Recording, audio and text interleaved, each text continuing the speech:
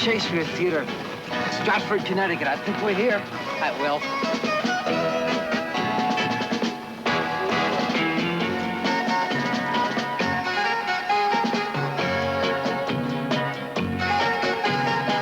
You know where we are? No. Well, I'm going to tell you. We're in my favorite place. We're in a theater. It's not a movie theater. It's not your home television theater. It is the live theater. How many of you have ever been in a theater before? Have you seen a stage play? Yeah, you all have? This is a place where magic happens. And you're as much a part of it as the actors up on the stage. You can sit right there in your seats and you can be transported to any part of the world, to any part of fantasy, and then come right back home again and never have to take a walk. I think that's terrific, don't you? Huh? Yeah. You know, it's now my pleasure to show you around my favorite place. Come on, let's go up on stage and take a look at this theater. Watch your step right here. I love being on the stage, I have to tell you. See this? This arch is called the proscenium. And right behind it, that's called the fly space right up here. And this is a trunk that's moving. Yeah, I never saw a trunk that moved before. This is not part of the schedule here. Let's get out of here. Why don't you open it? Should I open it? Yes. Yeah. All right. Hold my hand, Mindy. All right. 1, 2, 3.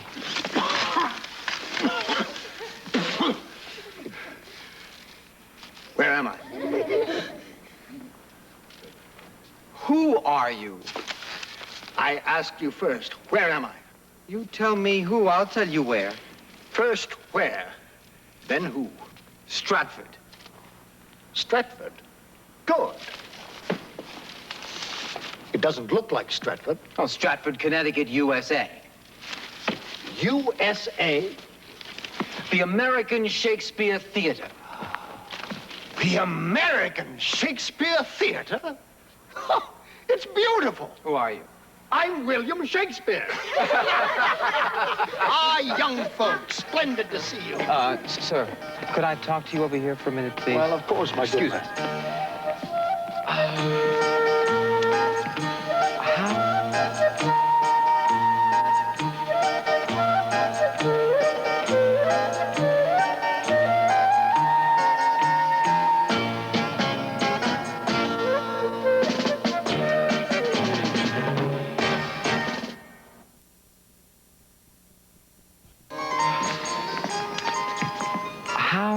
Where did you...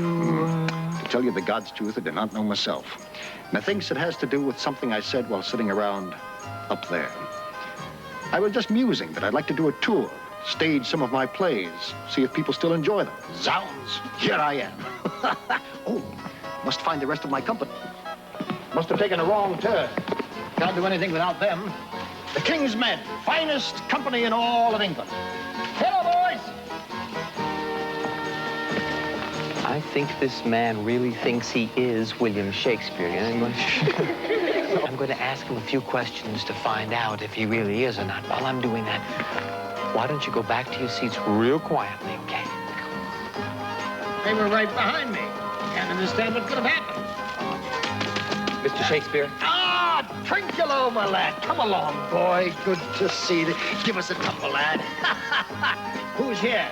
Shadow! Ah, close quarters, I know. Come along.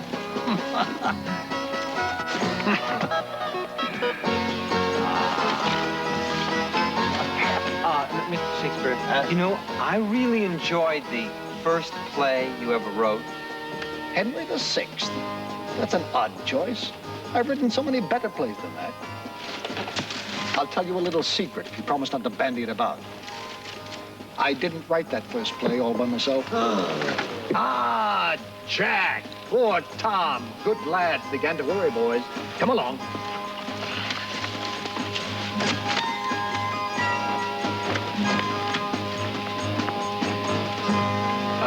Sir, the secret? Ah, yes. I didn't write that first play all by myself. There were others who contributed. You see, the problem was, back in the 1580s, there weren't many good plays. Plays were not considered literature. theater was considered the lowest form of entertainment. It wasn't in the least respectable. Oh, I understand that. They say the same thing about television. Television? Television. It's a little box everyone has in their home, and then it's plugged into the wall, see?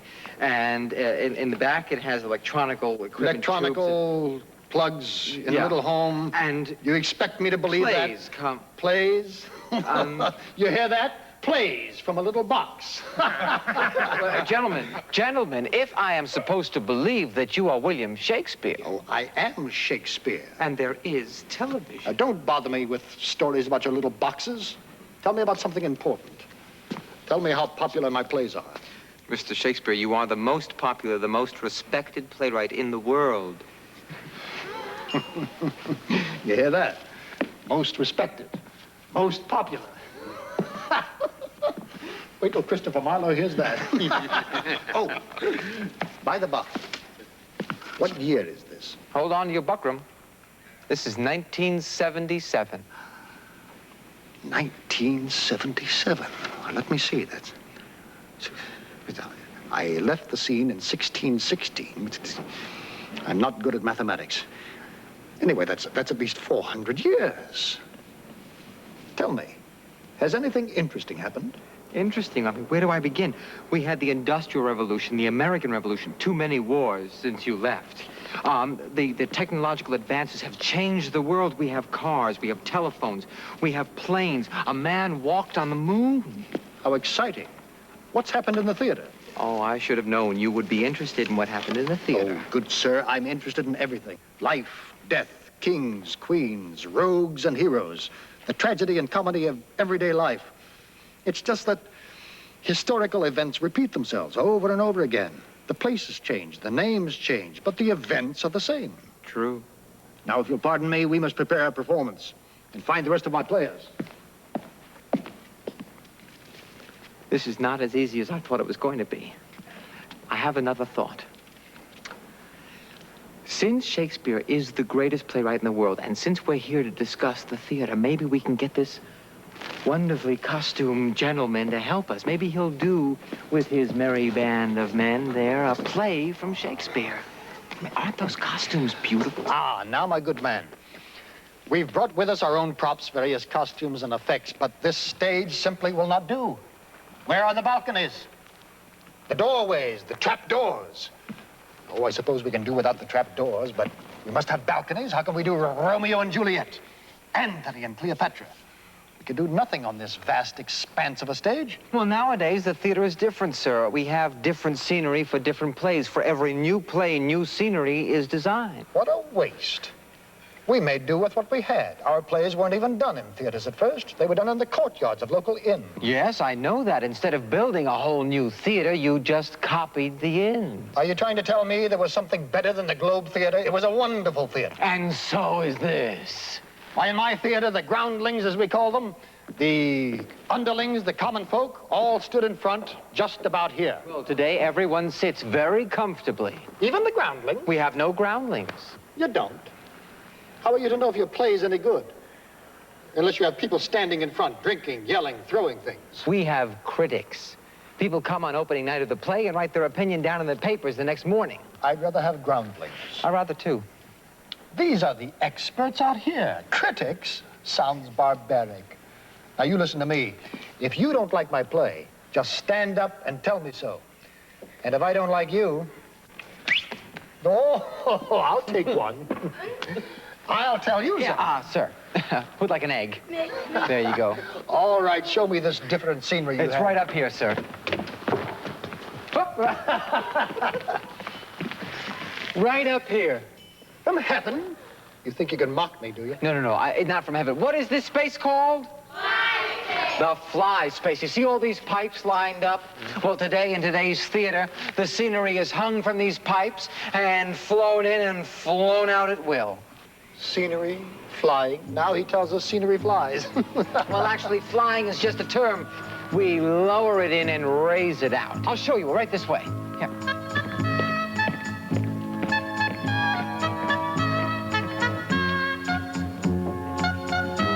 Right this way, Mr. Shakespeare. Oh, my. Right behind you, my boy.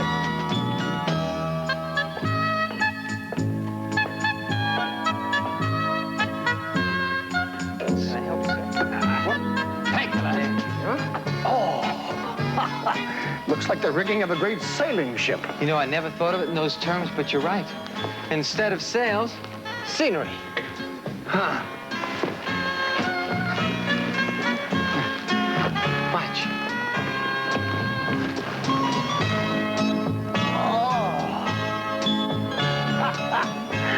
That's magnificent! And just like that, we're in the midst of a city. That's marvelous. And you do it so easily. Oh, it's very simple. You see, watch. For every pound of scenery, there's a pound of weight in these sandbags. I see. And it balances it out so that any one man can do it by himself. Incredible. Might I try? Oh, be my guest. This one here. Yeah. Good. There we are. Okay. Oh. There it goes. Isn't that marvelous? Oh, but I think we might need some light. Can you open a few windows, bring in some candelabras? I can do better than that. Follow me. Just watch your step with all this rope. Go right around here.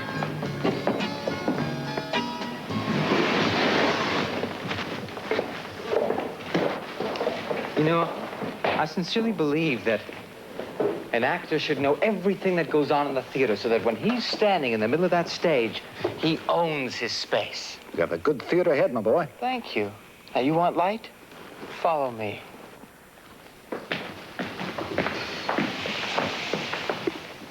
Here we are. This is the center, the lighting board.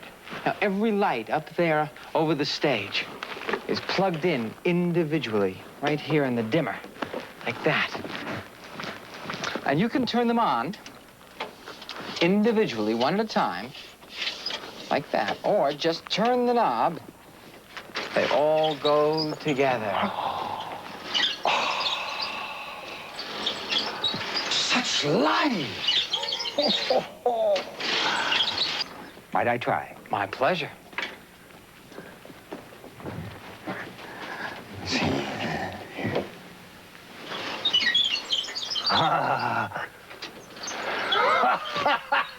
This is indeed splendorous. I could get used to this. Oh, you don't think it might distract from the play? You see, at the Globe Theater, we had no roof. We used sunlight. Can you remove the roof? Oh, not in this weather. But believe me, the light will accent the play. It creates the mood. It will help your play. I'm not so sure. Trust me. Very well. But I must have balconies. You still insist on them? Yes, yes, yes, yes, yes. I don't know whether you are William Shakespeare or not, but you sure are spoiled. I'm not spoiled. I'm a playwright. I want everything exactly the way I want it. Now we must ready a performance.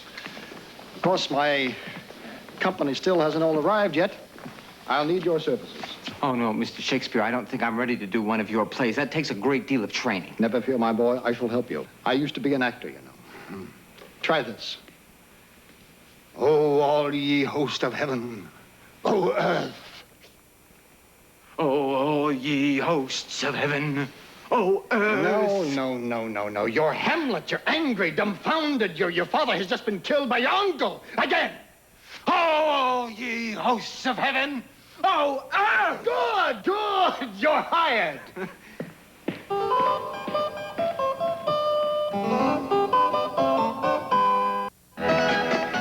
Mr. Shakespeare, wait. Please wait. Wait.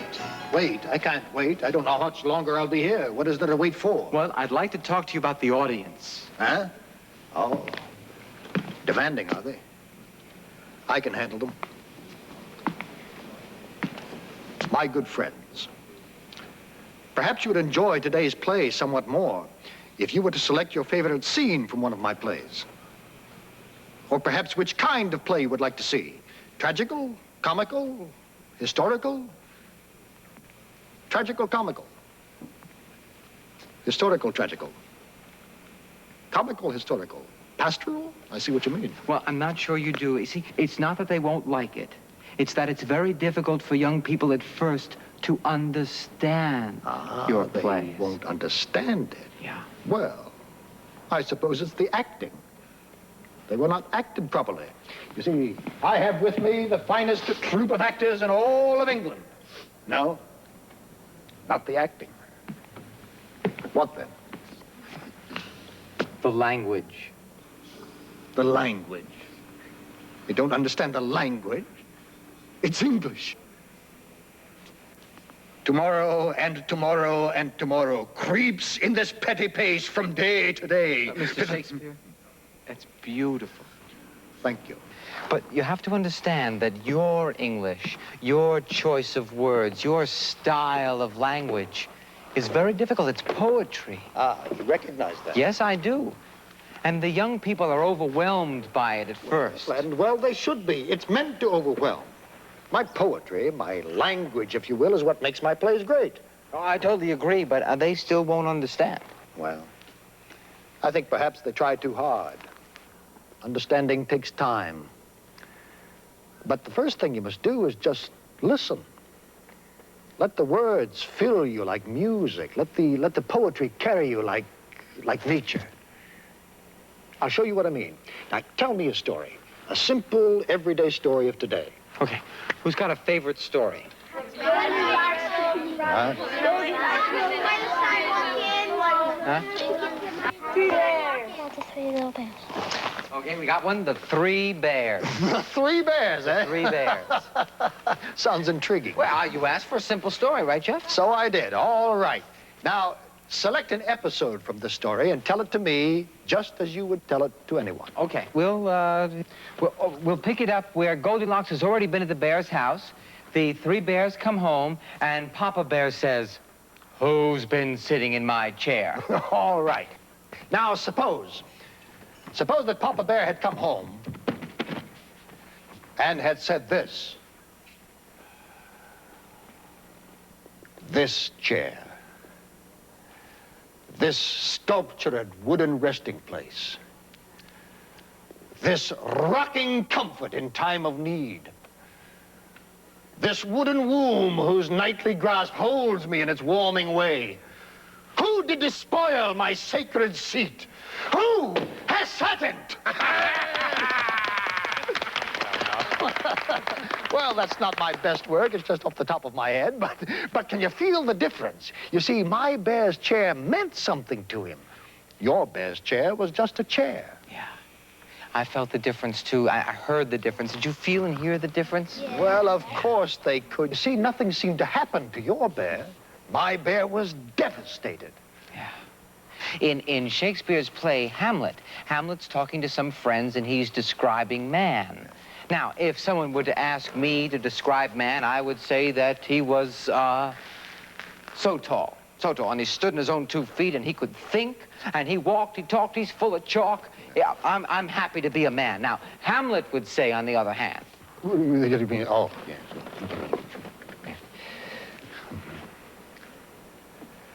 What a piece of work is man. How noble in reason, how infinite in faculty, in form and moving, how express and admirable. In action, how like an angel. In apprehension, how like a god. The beauty of the world, the paragon of animals. Doesn't that just knock your socks off? Could you hear the difference? Could you hear that Mr. Shakespeare's man was bigger, and it made the character bigger for just saying it? And well, it should, for you see, my characters are big. And along with my poetry, they are the essence of my plays. As a matter of fact, Queen Elizabeth was so taken with one of the characters in one of my plays, Sir John Falstaff and Henry IV, that she asked me to write a play just about him. And I did. The Merry Wives of Windsor. Oh, I remember that. Away! Away! What's that? What's happening out there? Let's go and see what's happening out there. Come on. All right, the sound is coming from in here.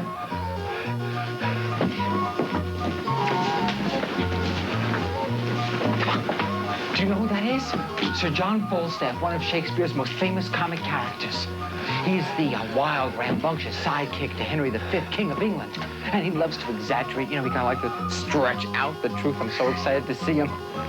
Let's hear what happened. I was set upon. Bandit. 100 upon the likes of me. What? 100 men? I am a rogue if I were not a half-sword with a dozen of them 2 hours together. I escaped by miracle. I am 8 times thrust through the doublet, fought through the hose, my buckler cut through and through, my sword hacked like a handsaw. Ecce signum. I never dealt better since I was a man. All would not do. A plague of all cowards. Let them speak. If they speak more or less than truth, they are villains and sons of darkness. And you fought them all? All? I know not what you call all, but if I fought not with 50 of them, I'm a bunch of radish. If there were not 2 or 3 and 50 upon poor old Jack, I am no two-legged creature. Great God, you've not murdered some of them. Nay, that's past praying for. I have peppered 2 of them. 2, I am sure, I have paid. 2 rogues in buckram suits. I tell thee, thus I bore my point. 4 rogues in buckram let drive at me. 4? You just said 2. 4? Now I told thee 4. These 4 came all affront and meanly thrust at me. But I made no more ado and took all their 7 points in my target. You just said 4. 7 by these hilts, or I am a villain else. Prithee, let him alone. We should have more than enough. Dost thou hear me now? Aye, and mark thee, Jack. Do so, for it is worth the listening to. These 9 in buckram that I told thee of. 2 more already, huh? Their points being broken, began to give me ground. But I followed close, came in foot and hand, and with a thought, 7 of the 11 I paid. Monstrous. 11 buckram men grown out of 2. What, art thou mad? Art thou mad? Is not the truth the truth? I never met Falstaff before. He is funny, so blustery. Cake! Good cake! Funny cake! It's Petruchio and Catherine. Oh, from your play, Taming of the Shrew. I swear I'll cuff you if you strike again. Now, Petruchio has just come to the town of Padua in Italy looking for a wife, and he meets young Catherine. And what he doesn't know is that young Catherine is not so easy to catch. Come, Kate, come. You must not look so sour. It is my fashion when I see a crab. Why, here's no crab, and therefore look not sour. There is, there is! Ah! Nay, hear you, Kate. In sooth, you skate not so. I chafe you if I tarry. Let me go. No! Not a whit. I find you passing gentle. 'Twas told me you were rough and coy and sullen, and now I find report a very liar. For thou art pleasant, gamesome, passing courteous, but slow in speech, yet sweet as springtime flowers. Thou canst not frown, thou canst not look askance, nor bite the lip as angry wenches will, nor hast thou pleasure to be cross in talk. But thou with mildness entertainst thy wooers, with gentle conference, soft and affable. Now, Kate, I am a husband for your turn. For by this light, whereby I see thy beauty that doth make me like thee well, thou must be married to no man but me. For I am he, am born to tame you, Kate, and bring you from a wild Kate to a Kate conformable as other household Kates. Never make denial. I must and will have Catherine to my wife.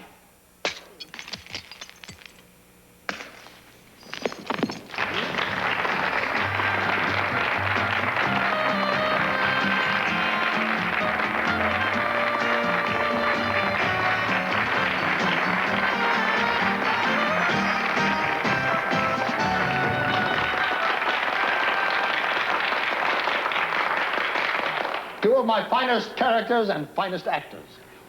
Wasn't that a surprise to find that Kate was played by a man? Do you know that during Mr. Shakespeare's time, women were not allowed on the stage? It was not considered to be respectable. You mean today you have women playing women? Oh, yes, sir. It's the 1970s. Women have been acting for years, doing your plays, your roles. Catherine, Ophelia, Gertrude, Juliet. A woman in my company. What do you think of that, lads? I shouldn't have asked. Oh, may I speak with them for a moment? Oh, be my guest. Well, now you've met some of my characters, heard them speak some of my language, my poetry. It's not frightening, is it? You could understand them, couldn't you? Of course you could. Yeah, you see, you've lied to me. Don't like my plays, indeed. They love me. Come on, lads. Let's do a scene from one of my plays. Now, who would you like to play? Hamlet? Puck? Macbeth? Brutus? Mark Antony? Julius Caesar? Stop me when you hear one you like. Prospero? Caliban? How about Romeo? Romeo? You can't play Romeo. Romeo was a boy, 16 years old.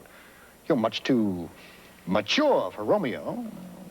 I do suppose you have a certain charm. And it might be interesting to see Romeo played by an older man. All right, Romeo it is. Do you know, young man, in all this time, I've neglected to ask your name. Henry Winkler. Winkler. Henry Winkler. Sir Henry Winkler. Henry Winkler? What are you doing? Checking to see if your name sounds like a great actor's name, like Richard Burbage, the great actor of my company. Richard Burbage. Henry Winkler. I wonder. Oh, Mr. Shakespeare, weren't you the one who said, "What's in a name? A rose by any other name would smell as sweet"? I did. Ah, yes, I did. All right, Henry Winkler. Let's prepare you for your role. Fencing master. What am I supposed to do with this? If you're going to be a Shakespearean actor, you must learn how to use this. On guard.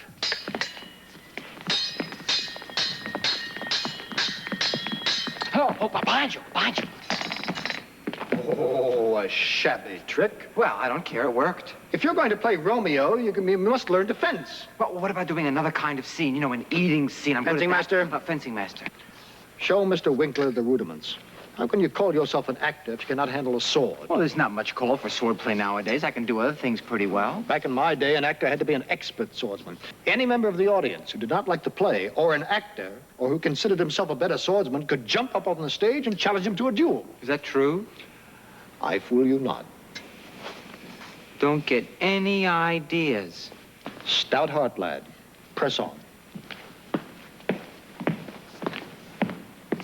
Now, do as I do.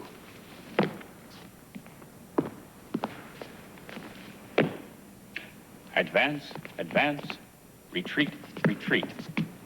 Advance, advance, passato, lunge.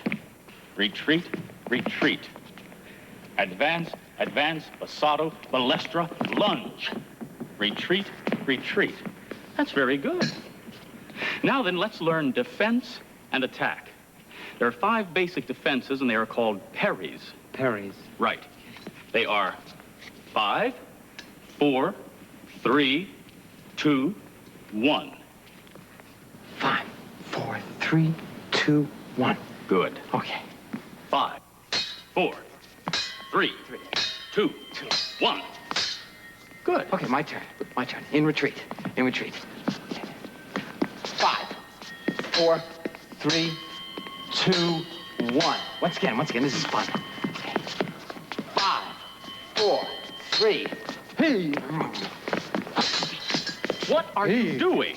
Yeah, I was just taking from the rich and giving to the poor. See, I saw Errol Flynn do that in a Robin Hood movie. I got carried away. Mr. Winkler, I understand your enthusiasm, and it's very good. Yeah. But learning to fence for the stage is like learning to play a musical instrument. You cannot begin to improvise until you learn the basics, with one very important difference.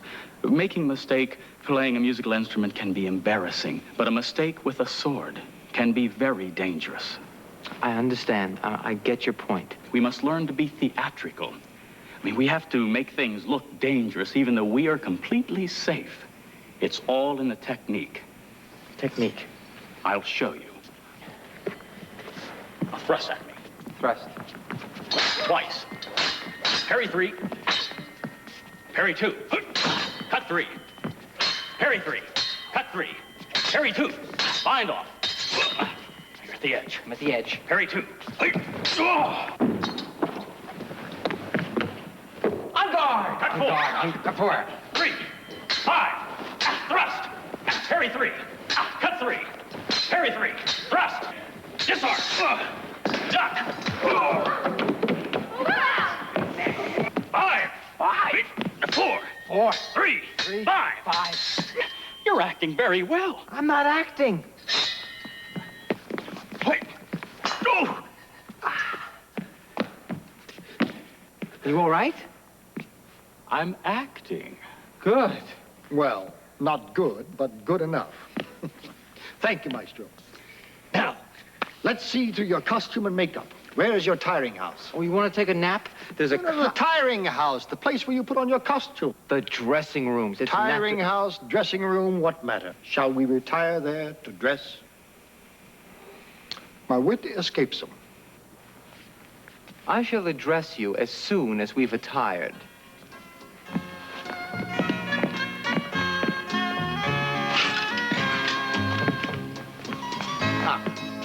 Try this hat. It's perfect for Romeo. Well, how about this? Not bad. Here. Ah, I rather like that.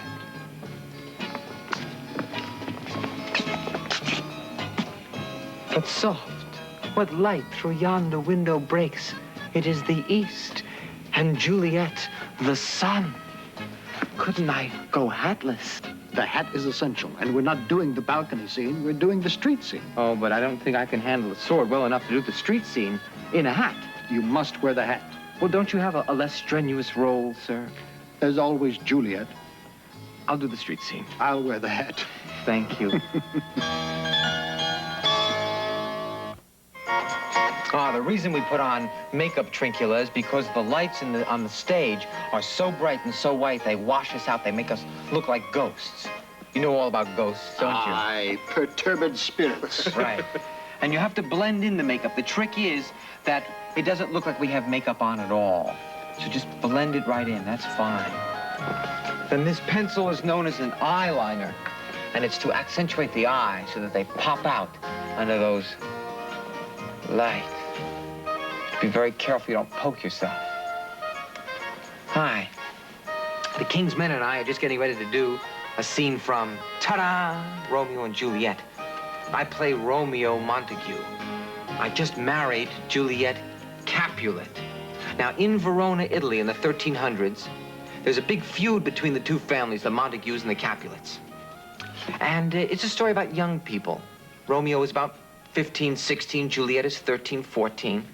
Anyway, picture, if you will, a summer's day. I'm walking down the street. I meet some of my friends, and I also meet Juliet's cousin, my arch rival, Tybalt Capulet. And we start showing off, as young people do, and it starts to turn into something more than that, as you will see. So excuse us for a little while. We'll get ready, and then we'll do that scene from Romeo and Juliet.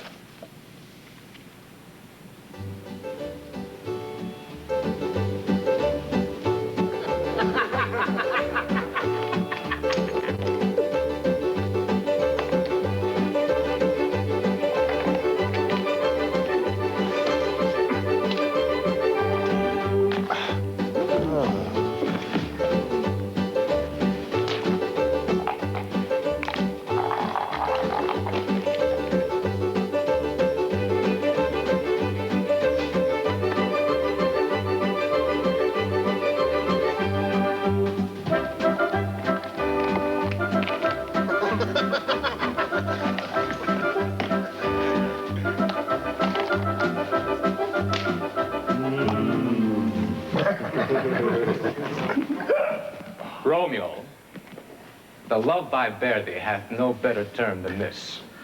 Thou art a villain. Tybalt, the reason that I have to love thee doth much excuse the appertaining rage to such a greeting. Villain am I none. Therefore, farewell. I see thou knowest me not. Boy, this shall not excuse the injuries that thou hast done me. Therefore, turn and draw. I do protest I never injured thee, but love thee better than thou canst devise until thou shalt know the reason of my love. And so, good Capulet, which name I tender as dearly as mine own, be satisfied. Come, 'tis honorable vow of submission. Alistair Cutter carries it away.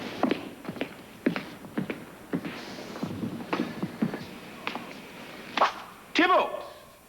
You rat catcher, will you walk? What would thou have with me? Good king of cats, nothing but one of your 9 lives that I mean to make bold withal. And, as you shall use me hereafter, dry beat the rest of the 8. Will you pluck your sword out of his pilcher by the ears? Make haste, lest mine be about your ears ere it be out. I am for you. Lucio, put thy rapier up! Come, sir, your passado.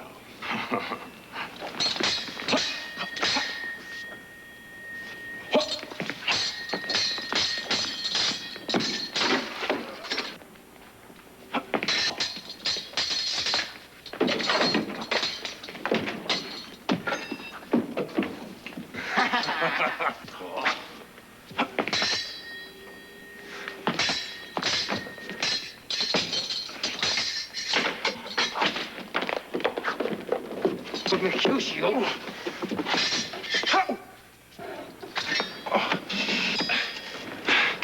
I'm hurt. Plague on both your houses. I'm sped.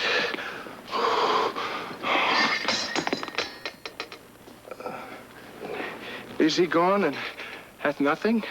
What, art thou hurt? A scratch.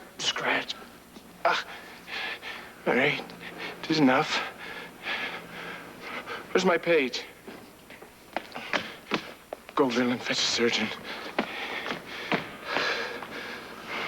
Oh, courage, man. The hurt cannot be much. No! Oh. It's not so deep as a well, nor so wide as a church door, but 'tis enough. Will serve.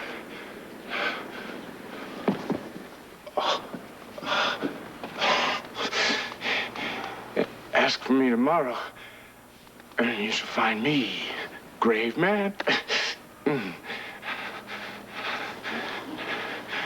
I'm peppered, I won't for this world.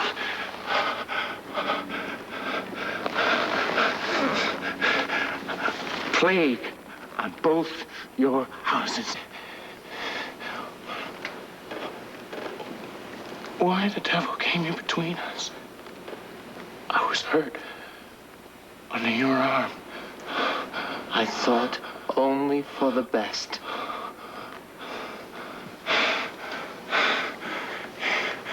Help me into some house, Benvolio.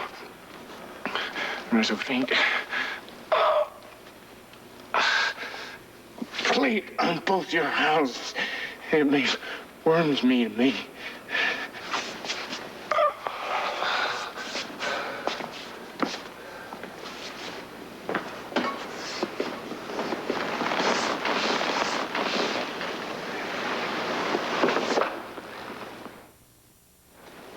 This gentleman, the prince's near ally, my very friend, hath got his mortal hurt on my behalf. My reputation stained with Tybalt's slander. Tybalt, that an hour hath been my kinsman. Oh, sweet Juliet, thy beauty hath made me effeminate, and in my temper softened valor's steel. Oh, Romeo. Romeo, brave Mercutio is dead.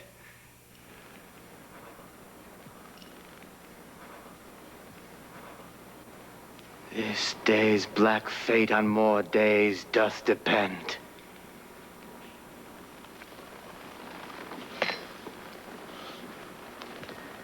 This what begins the woe that others must end. Alive in triumph, and Mercutio slain? Away to heaven, respective lenity, and fire-eyed fury be my conduct now! Now, Tybalt! Take the villain back again that late thou gavest me. For Mercutio's soul is but a little way above our heads, staying for thine to keep him company. Either thou or I or both must go with him. Thou, wretched boy, that didst consort him here, shall with him hence. This shall determine that.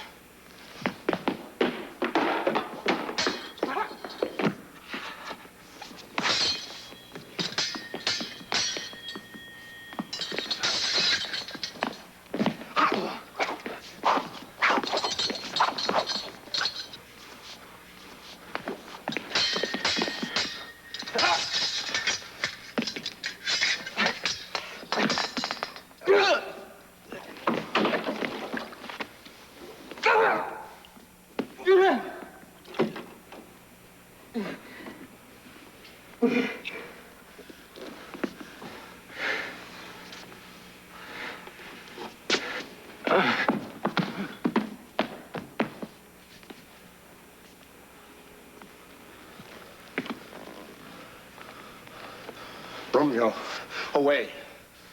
Be gone. The citizens are up and Tybalt slain. Stand not amazed. The prince will doom thee death if thou art taken hence. Be gone away. Oh, I'm fortune's fool. Why dost thou stay? Oh.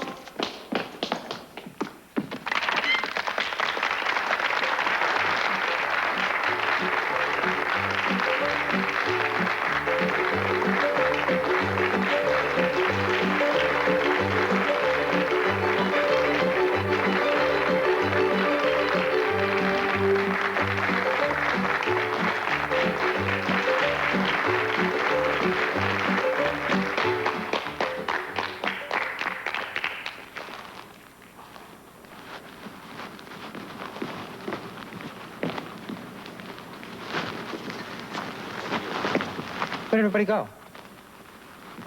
Wasn't I just, didn't I just,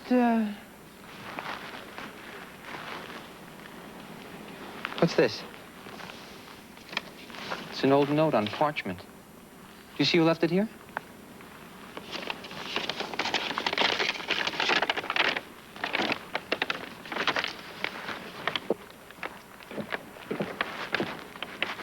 Oh, wait till you hear this.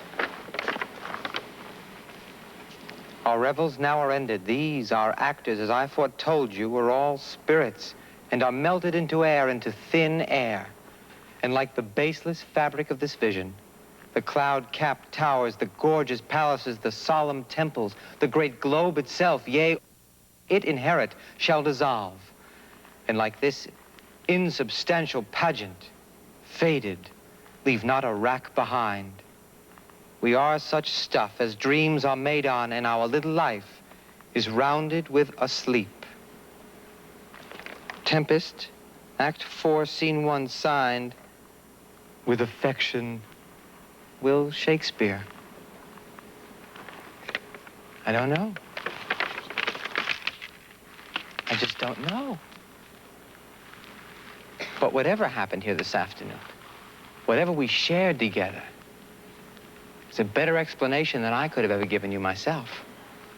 I mean, we found out how the actor and the language and the costumes and the scenery, the lights and the ghosts all come together and create the magic that is theater. And I love it.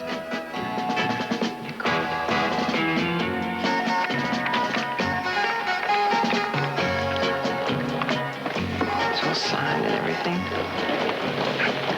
Isn't this beautiful? He even writes beautiful notes, doesn't he?